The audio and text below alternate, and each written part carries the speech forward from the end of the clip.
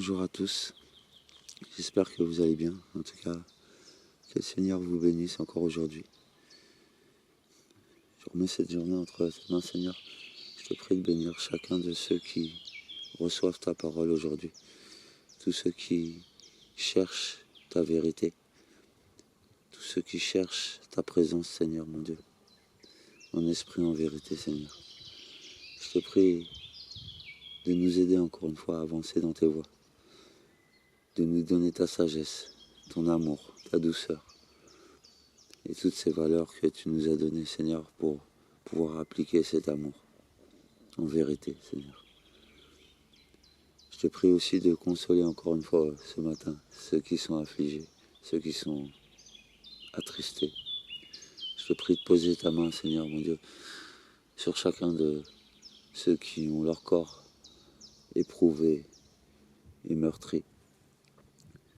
Je te prie de vraiment apaiser les douleurs, consoler les cœurs encore une fois, et redonner, Seigneur, espoir dans le cœur de chacun de tes enfants. Que chacun continue à avancer jour après jour. Car tu nous as dit à chaque jour suffit sa peine, Seigneur mon Dieu. Et oui, je veux prendre chaque jour à sa juste valeur. Et je veux pouvoir bénir ton nom et je veux que tu puisses toujours me donner le cœur de le faire et de faire en sorte que chacun de mes frères et sœurs puisse marcher d'un cœur joyeux, un cœur d'espérance, un cœur d'amour et de paix. Que ta volonté s'accomplisse, Seigneur. Ainsi soit-il. Je vais vous lire ce petit texte parce que je voulais vous faire part d'un petit message par rapport à ce petit texte que je vais vous lire. C'est toujours dans Matthieu. Et le titre, c'est « Nombreuses guérisons ». Je vous lis ça. Les pharisiens sortirent et ils se consultèrent sur le moyen de le faire périr. Mais Jésus, l'ayant su, s'éloigna de ce lieu. Une foule le suivit et il guérit tous les malades. Et il leur recommanda sévèrement de ne pas le faire connaître, afin que s'accomplisse ce qui avait été annoncé par Ésaïe le prophète. Voici mon serviteur que j'ai choisi, mon bien-aimé, en qui mon âme a pris plaisir. Je mettrai mon esprit sur lui, il annoncera la justice aux nations, il ne contestera point, il ne criera point, et personne n'entendra sa voix dans les rues. Il ne brisera point le roseau cassé, il n'éteindra point les lumignon qui fument, jusqu'à qu'il ait fait triompher la justice et les nations espérant en son nom. Ainsi soit-il. En fait, je vais remonter un petit peu plus haut dans ces petits versets que je vous ai lus. Mais Jésus s'éloigna de ce lieu, et une grande foule le suivit. Il guérit tous les malades, et il leur recommanda sévèrement de ne pas le faire connaître, afin que ce qui avait été annoncé s'accomplisse. Vous savez, en tant que chrétien, la plupart de nous, quand on a une guérison, une délivrance, on veut s'empresser d'aller témoigner.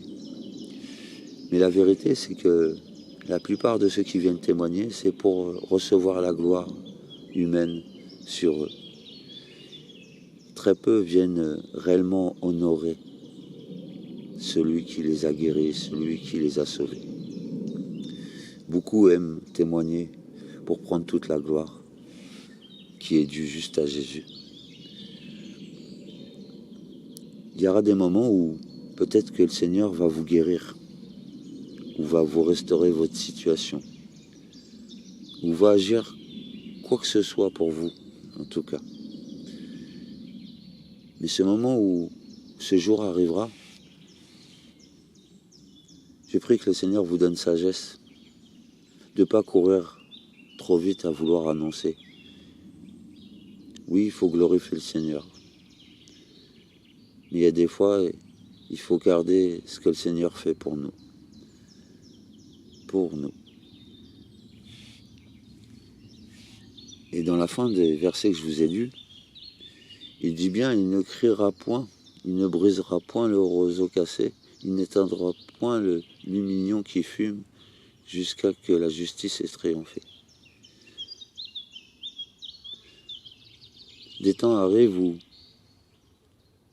oui, on n'entendra plus beaucoup cette parole dans les rues. Oui, certaines choses qui sont abîmées et qui devraient être mises au feu tout de suite seront laissées. Certaines choses qui sont pas bonnes sur cette terre et pas bonnes pour l'humanité, le Seigneur va les laisser. Je ne sais plus à quel endroit de l'Apocalypse il est dit que le méchant reste méchant et que le gentil reste gentil, que celui qui fait le mal continue à faire le mal, et que celui qui fait le bien continue à faire le bien. Ces temps-là sont là.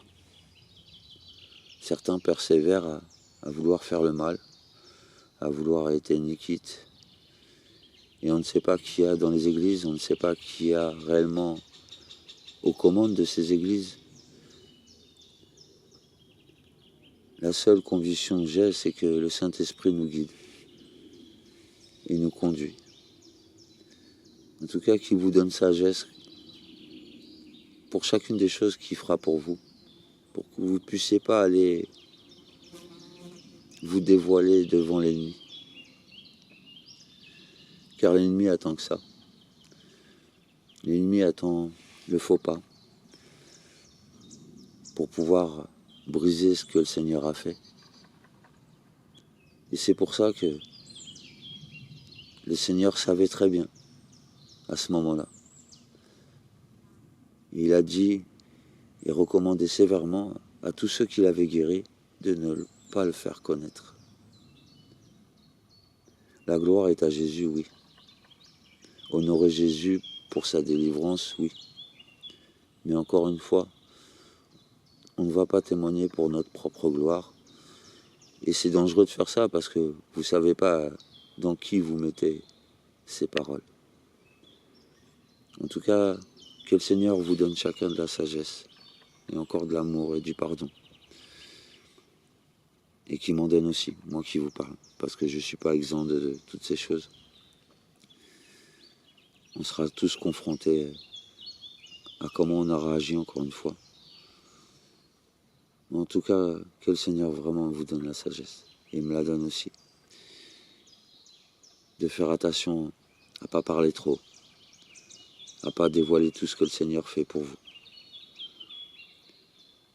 En tout cas, que le Seigneur vous bénisse et vous garde vos cœurs. Passez une très belle journée.